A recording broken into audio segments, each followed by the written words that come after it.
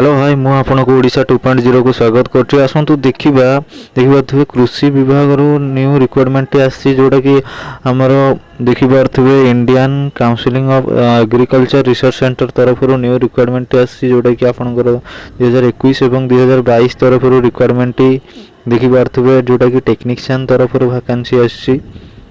एथिरे आपनकर देखिबारथिबे ये नोटिस टी जारी हेछि न्यू दिल्ली तरफ रो न्यू दिल्ली जोटा कि ऑल इंडिया कैंडिडेट अप्लाई करि परिबे।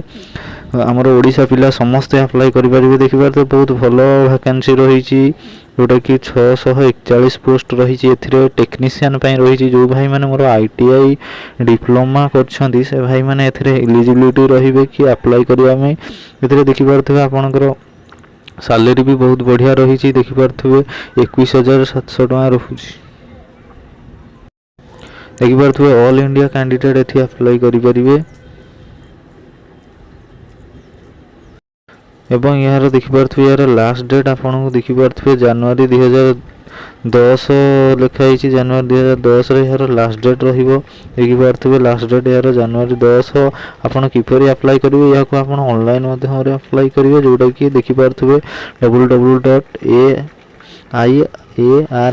www.ari.res.in तरफ को जाई कि लॉगिन करी कि आपन यहाँ को अप्लाई करिवे।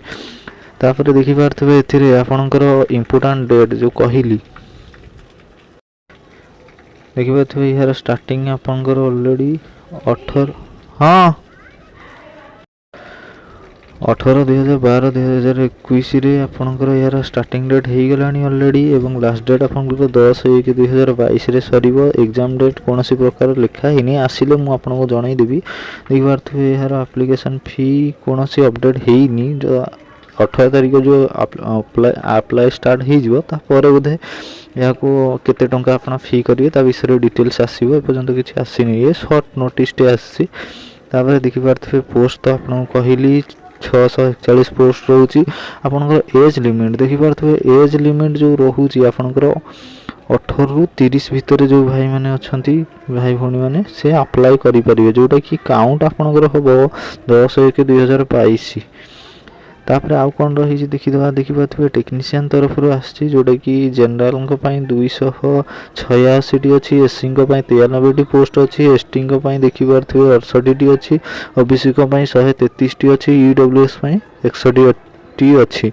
एथिरे आपनकर देखि पाथबे क्वालिफिकेशन 10th पास रहउची एवं 10th पास पर आईटीआई भी जो भाई माने करचंती से अप्लाई करि परिबे।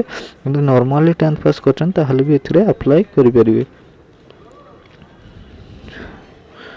एक बार तो ये मोर टेलीग्राम चैनल रे मु हारो डिटेल्स दे देबी 18 तारिख पर आपण जाई कि ऑनलाइन अप्लाई किपरि करिवे भी ता विषय रे गोटे वीडियो टे बनेबी। आपण 18 तारिख पर ऑनलाइन किपरि अप्लाई करिवे एठी लिंक मु मध्यडी मोर डिस्क्रिप्शन तळे दे देबी एवं जो एटा शॉर्ट नोटिस टे आछि याको पढी नेबे।